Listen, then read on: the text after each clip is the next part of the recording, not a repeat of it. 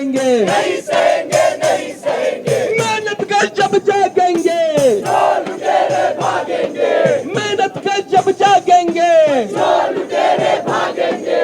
मेहनत कश की वर्ग एकता जिंदाबाद, जिंदाबाद। आज वो मजदूरों के साथ गद्दारी कर रही हैं। लेबर कोड के खिलाफ जो सड़कों पे उतरना चाहिए था, देशव्यापी हड़ताल का, आम हड़ताल को कॉल देना चाहिए था, तब ये लोग एक दिवसीय प्रदर्शन और एक दिवसीय कोई ऐसे रस्म अदायगी और सरकार को अर्जियां लिखने का काम कर रहे हैं, जिससे हम भी जानते हैं कि इस फासीवादी सरकार के कान पे जू भी नहीं रेंगेगा। आज जो यहाँ पे काम से निकालने का जो सबसे सारे ही कोड ब्लंडर्स हैं अपने आप में। मेहनत कश की वर्ग एकता जिंदाबाद, जिंदाबाद। चाइल्ड लेबर कोड रद्द करो, रद्द करो, रद्द करो।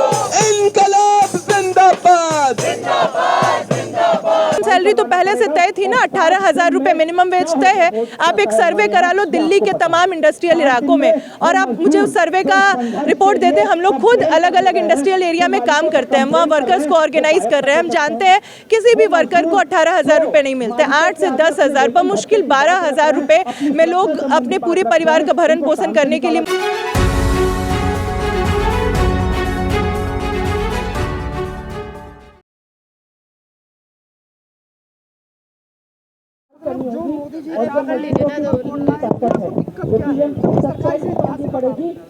बिल्कुल। मोदी जी 4 लेबर कोड जो लेकर आए हैं, आपको पता हो अगर थोड़ा पीछे जाए हम लोग तो 2019-20 में जब देश में लोग कोरोना की मार झेल रहे थे, महामारी से मारे जा रहे थे ऑक्सीजन और दवाओं की कमी की वजह से, उस वक्त इस सरकार ने संसद में इस लेबर कोड को पारित करने का काम किया था।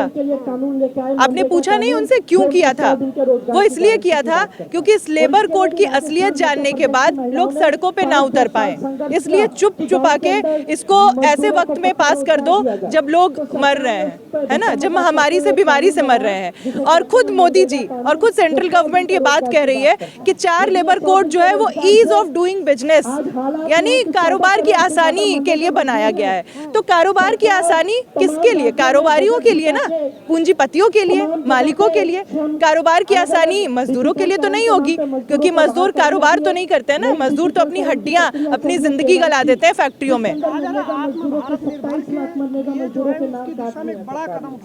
जी, आत्मनिर्भर भारत कैसे बनेगा? आत्मनिर्भर भारत ऐसे बनेगा कि आप अपनी यूनियंस नहीं बना सकते हो, आप हड़ताल प्रदर्शन नहीं कर सकते हो, आप न्यूनतम मजदूरी की मांग नहीं कर सकते हो, आप ESIPF बोनस की मांग नहीं कर सकते हो।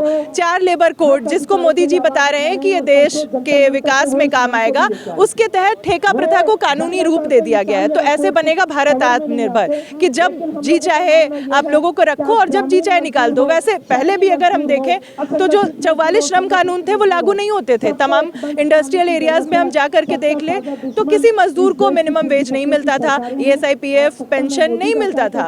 लेकिन हाँ, क्योंकि कागजी तौर पे हमें ये इस चीज़ का प्रावधान था, तो कई बार मजदूर जब सड़कों पे उतरते थे तो उन कानूनों को लागू करवा लेते थे। लेकिन अब ये कागजों पे भी जो था उसको भी इस सरकार ने खत्म कर दिया है। और जो रत्ती भर भी मालिकों के मुनाफे में एक ब्रेक आ रहा था ना, उसको भी अब स्पीड से दौड़ा दिया है कि अब मुनाफा खुले तौर पे तुम मजदूरों की हड्डियां निचोड़ो और अपने तिजोरियां भरो। अब इसको देख ही सकते हैं, जब ये सरकार सेना में ठेके पे भर्ती कर रही है।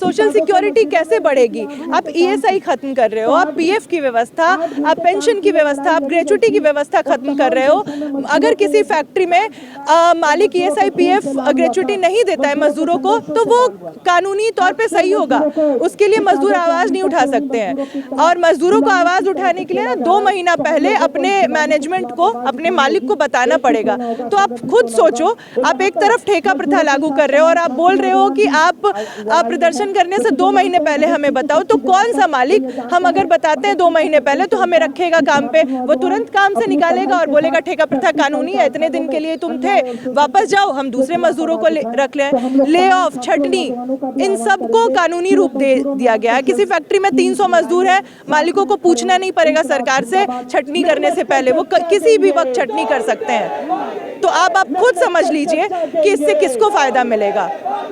और अंधकार का युग बीतेगा। मोदी जी के 11 साल के राज में आप महंगाई के सवाल पे, रोजगार के सवाल पे, तमाम सवालों पे 15 लाख का जो जुमला था, इन सब चीज़ों के तरह ही आज जो लेबर कोड के बारे में भी ये जो लोगों को बरगलाने का काम कर रहे हैं, वो उसी कड़ी का एक हिस्सा है।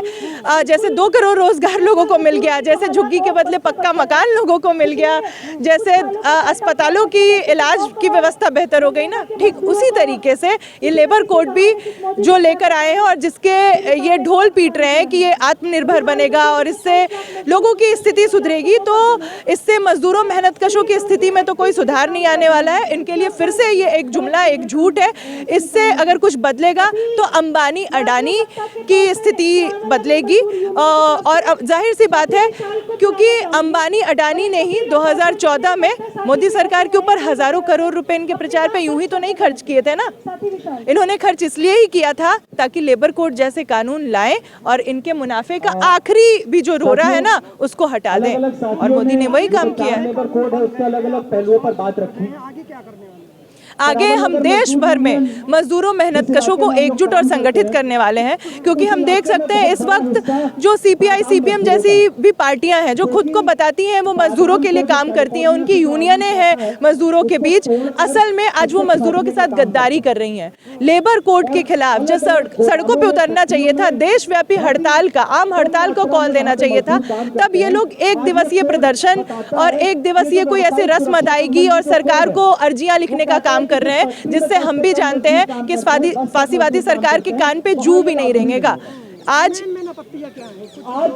जो यहाँ पे काम से निकालने का जो सबसे सारे ही कोड ब्लंडर्स हैं अपने आप में, जो न्यूनतम मजदूरी को खत्म कर रहे हैं। सबसे बड़ा ब्लंडर आप खुद सोच के देखो, इस कोड के हिसाब से अगर कोई मजदूर 4,600-700 रुपए कमाता है तो ये कानूनी होगा, वो क्लेम नहीं कर सकता है। अगर 178 रुपए वो प्रतिदिन कमा रहा है तो इस सरकार के हिसाब से सही है।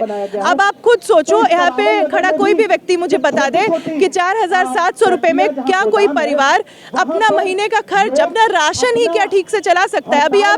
अभी आप घर के किराए की, दवा इलाज के, बच्चों की पढ़ाई लिखाई, आने जाने का किराया तो छोड़ ही दो, क्या कोई राशन भी एक परिवार 4 लोगों का भी ठीक से 4,700 रुपए में खा सकता है? नहीं खा सकता है। तो सीधा मतलब है कि आप दाल रोटी खाओ मुंह पे पट्टी बांध के, और उसके बाद अपने बच्चों को भी फैक्ट्रियों में गुलामी करने के लिए भेजो।